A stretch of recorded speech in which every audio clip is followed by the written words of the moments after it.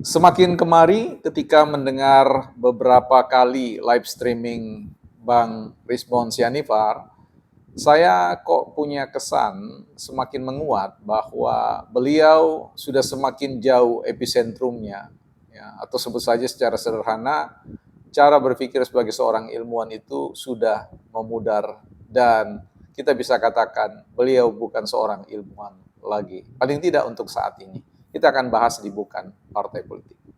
Selamat datang teman-teman di channel Bukan Partai Politik, ruang publik sekolahnya publik, bukan sekolahnya partai.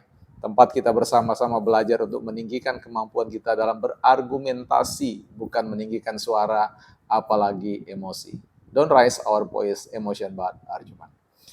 Ya, teman-teman, sebelum kita bahas tentang meragukan, ya, ini meragukan kadar keilmuan, kepakaran, ya, keahlian beliau sebagai seorang ilmuwan, Bang Rizbon, saya ingin mengingatkan buat teman-teman yang berminat untuk menginvestasikan, ya, berinvestasi maksud saya, tanah sebidang tanah di IKN sekitar 10 menit dari lokasi IKN, tanah rakyat, ya. Teman-teman bisa menghubungi di website bukanpartaipolitik.com. Di sana ada nomor yang bisa dihubungi, ya. Semoga teman-teman bisa, ya, beruntung dan mendapatkan hanya dengan 1 juta teman-teman sudah bisa berinvestasi. Ukurannya 10 kali 20. Kembali kepada persoalan meragukan tentang kadar keilmuan, kepakaran, ya, keintelektualan seorang Rizbon Sianifar yang tentu dalam beberapa kesempatan belakangan ini, ya, orang mulai meragukan, mempertanyakan tentang keaslian, ya, program pendidikan doktoral di Universitas Yamaguchi. Tapi di titik ini saya harus mengatakan, saya tetap respect pada pengakuan beliau bahwa beliau adalah seorang doktor lulusan Universitas Yamaguchi. Artinya saya setuju bahwa kita semua perlu meyakini bahwa ijazah beliau adalah 100% ya asli menurut pengakuan Bang Rismon. Ya, saya tidak mau berurusan dengan persoalan itu, tetapi saya mau berurusan dengan kadar, ya, mempercayai tentang kadar, ya, kompetensi seorang ilmuwan. Nah, ketika menyimak beberapa kali live streaming buat Bang Rizbon, saya sedikit memberikan saran, ya, buat Bang Rizbon sebagai kolega, jika ingin tetap menjadi seorang ilmuwan atau pakar yang ingin disegani, mungkin sebaiknya menjauhkan diri dari live streaming, karena sangat kelihatan sekali bahwa di setiap live streaming, ya, argumentasi nalar yang dipakai itu sangat tidak rasional dan jauh dari kesan sebagai seorang yang betul-betul berhati-hati, karena bagaimanapun juga seorang pakar itu harus memiliki sikap kehati-hatian dan berjarak dengan emosi, ya. Tetapi nampak sekali bahwa dalam beberapa live streaming sejauh pengamatan saya, Bang Rismon tidak mengedepankan lagi cara berpikir yang rasional, yang argumentatif, tapi mengumbar emosi di sana sini, dan menurut saya semakin blunder, ya, semakin jauh dari kesan bahwa Bang Rismon akan memenangkan pertarungan dalam konteks gagasan atau argumentasi di seputar tentang hal-hal yang dipersoalkan oleh Bang Rismon. Nah, tentu kita orang yang berkecimpung di dunia ilmu pengetahuan itu paham benar bahwa ada bahasa, ya, bahasa riset, bahasa penelitian yang kalau dosen-dosen saya, pembimbing-pembimbing saya itu merekomendasikan bagaimana membangun sikap yang sangat tenang, ya, di dalam menyimpulkan segala sesuatu, menarik suatu kesimpulan, ya, tidak didorong, didrive oleh emosi dan sebagainya. Apa yang menjadi data, ya, atau pembuktian tentang pergeseran yang terjadi dari sikap seorang ilmuwan dengan sikap yang menurut saya sudah bukan seorang ilmuwan, tetapi sengkot sebagai seorang demonstran di ruang publik, ya. Kita lihat misalkan bahasa-bahasa yang dipakai, Bang Rismon sudah kemudian tidak lagi tertarik untuk menggunakan diksi-diksi yang terukur, ya, diksi-diksinya sangat emosional, ya, misalkan menyinggung persoalan bahasa Samsul lah, belimbing sayur lah, persoalan fufu fafa lah, persoalan Jokowi. Dan ada satu teori yang menurut saya agak sulit kita cerna, ya. Teori-teori yang dikemukakan oleh beliau tanpa basis berpikir yang kuat dan mendalam, beliau mentesiskan bahwa kemiskinan yang terjadi ya, ketiadaan pekerjaan yang terjadi itu bagi anak-anak muda di Indonesia itu karena Jokowi.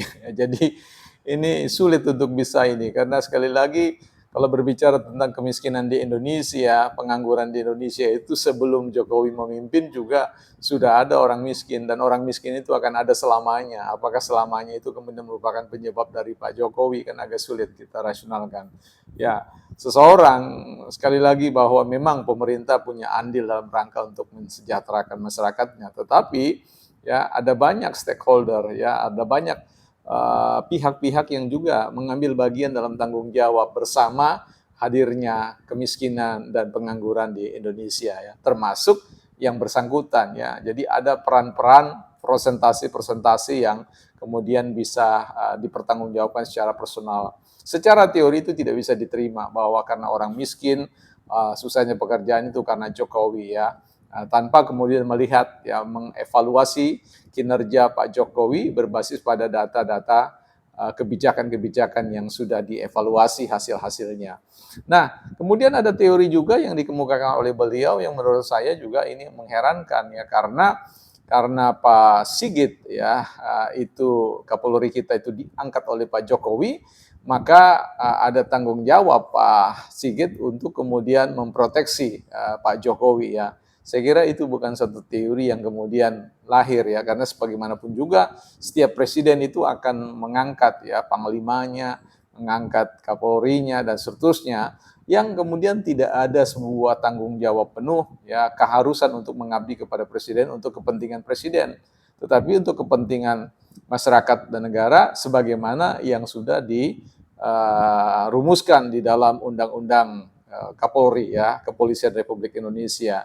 Jadi saya kira sebagai seorang ilmuwan menurut saya Bang Rismon idealnya hindari live streaming karena sekali lagi ketika Abang mengedepankan live streaming itu kan laju kecepatan emosi dan pikiran itu tidak berimbang ya.